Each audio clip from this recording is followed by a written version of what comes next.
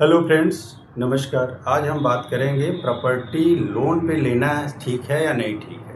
तो ज़्यादातर प्रॉपर्टियां लोन पे ही खरीदी जाती हैं।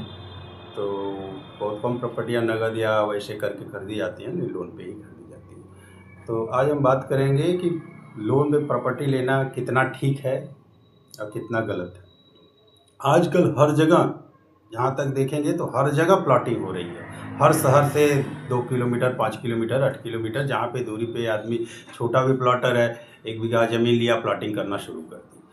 तो उसमें क्या होता है कि जो छोटे प्लॉटर हैं, बड़े प्लॉटर की बात नहीं कर रहा, छोटे प्लॉटर हैं, तो वो क्या करते हैं कि प्लॉटिंग किए, जब उनका प्लॉट पहले तो बेचने की कोशिश करते हैं कि जैसे बिक जाए जल्दी जल्दी। तो यदि उतना फास्ट यदि नहीं बिकता है तो क्या करते हैं कि भाई आइए और किस्तों पे प्लॉट हमारी किस्तों पे ले जाइए। आइए 10,000 रुपया दीजिए, मैं 3 साल का वो करा देता हूँ, किस्त बात देता हूँ, इंस्टॉलमेंट में अपना लीजिए। तो आदमी जहाँ तक है बजट कम रहता है तो सोचता है कि चलो यार 50,000, 10,000, 20,000 जितना मांग रहा है उसके बाद किस्त बन जाती है, हम दे देंगे उसके। तो जब उसके पास जाते हैं 10, 20, 50,000 लेके कि भाई हमारा लोन करवा दो, तो वो लोन प्रॉपर्टी पे लोन कभी नहीं कराता, वो कराता है पर्सनल लोन। पर्सनल लोन कराएगा, प्रॉपर्टी पे वो लोन नहीं कराता, जिसका ब्याज बहुत ज़्यादा होता है। और आप कोशिश करिए कि उस पर हम प्रॉपर्टी पे ही लोन लें। तो ये छोटे जितना है तो प्रॉपर्टी पे लोन नहीं कराते हैं, छोटे मतलब करने के लिए, क्योंकि वो लिए रहते हैं, वो एग्रीमेंट कराए रहते हैं और इतना पुश्तैनी वगैरह होती है, तो इन सब फंडे से वो प्रॉपर्टी लोन उसमें छोटे वाले को होता नहीं है। यदि करते हैं तो बहुत अच्छा है। आप क्या करें, जब भी, ये तो छोटी प्रॉपर्टी के लिए हुआ, यदि बड़ी प्रॉपर्टी है, यदि आप बड़े प्रॉपर्टी प्लॉट ले रहे हैं जिसमें कि 15 लाख, 20 लाख, 25 लाख, 50 लाख के प्लॉट ले रहे हैं, तो आप क्या करें, यदि प्रॉपर्टी डीलर से बात हो रही है तो आप उस पर कहिए कि भाई मुझे प्रॉपर्टी लोन चाहिए। यदि लोन वो कराने के लिए हाँ करता है और वो भी चाहिए प्रॉपर्टी लोन, यदि प्रॉपर्टी लोन के तभी उस पर आप हाथ डालिए। यदि प्रॉपर्टी लोन की जगह वो कहता है चलिए पर्सनल लोन करा देते हैं, फला बैंक से, प्राइवेट कंपनी, प्राइवेट फाइनेंसर है उससे करवा देते हैं, वैसे ऐसा ना करें। जब भी करें तो प्रॉपर्टी लोन।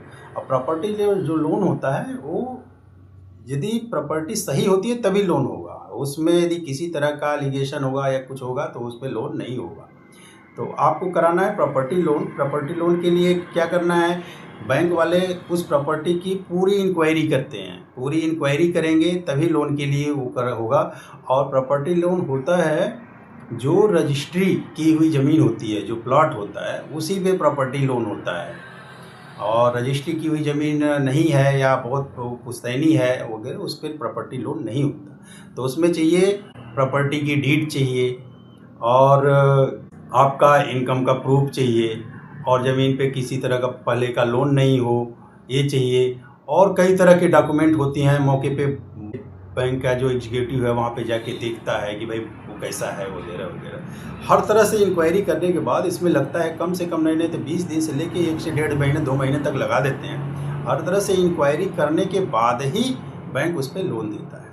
और यदि भाई इसमें बैंक की भी जिम्मेदारी बन जाती है, यदि प्रॉपर्टी में किसी तरह का आप थोड़ा सा इस वजह से उसमें टेंशन से मुक्त होंगे कि भाई इस ज़मीन में कोई लफड़ा वगैरह यदि होता है तो उसमें बैंक की जिम्मेदारी बनती है। तो प्रॉपर्टी पे लोन लेना उचित है, ठीक है। और यदि इन केस कुछ ऐसा लफड़ा होता है, उसमें बैंक का कर्मचारी, बैंक का मैनेजर, हेड ऑफिस वगैरह भी सब इंक्वायरी में जब करते हैं तो उसमें ये पता कर लेते हैं, यदि कोई गलत तरीके से करता है तो एग्जीक्यूटिव फंसता है, मैनेजर फंसता है कि भाई आपने किस तरीके से इंक्वायरी किया जिसपे कि वो प्रॉपर्टी में विवाद, प्रॉपर्टी बैंक खुद उसमें एक पार्टी बन जाता है।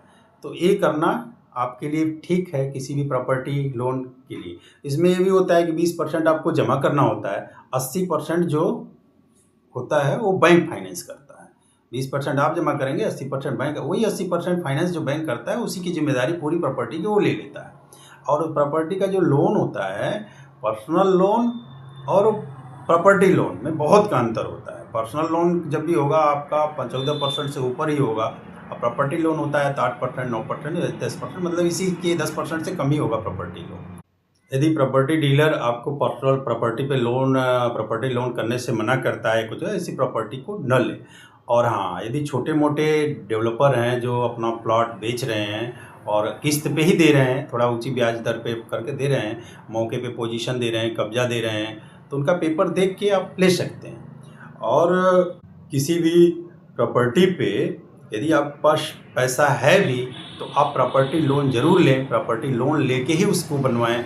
भले ही 6 महीने के बाद उसका पेमेंट कर दीजिए, साल भर की बात कर दीजिए। प्रॉपर्टी लोन कोई 8% 9% ज़्यादा नहीं होता। वो प्रॉपर्टी जो होती है वो सही हो जाती है, बैंक से अप्रूव हो जाती है, बैंक लोन फाइनेंस करता है, तो ये 1 नंबर की प्रॉपर्टी हो गई, आपको कोई किसी तरह की दिक्कत नहीं होती। तो मैं यही सजेस्ट करूँगा, तो आपको प्रॉपर्टी लेना चाहिए। और रही बात, ये वीडियो आपको यदि अच्छा लगा हो तो इसको लाइक कर दीजिए और सब्सक्राइब कर दीजिए। धन्यवाद।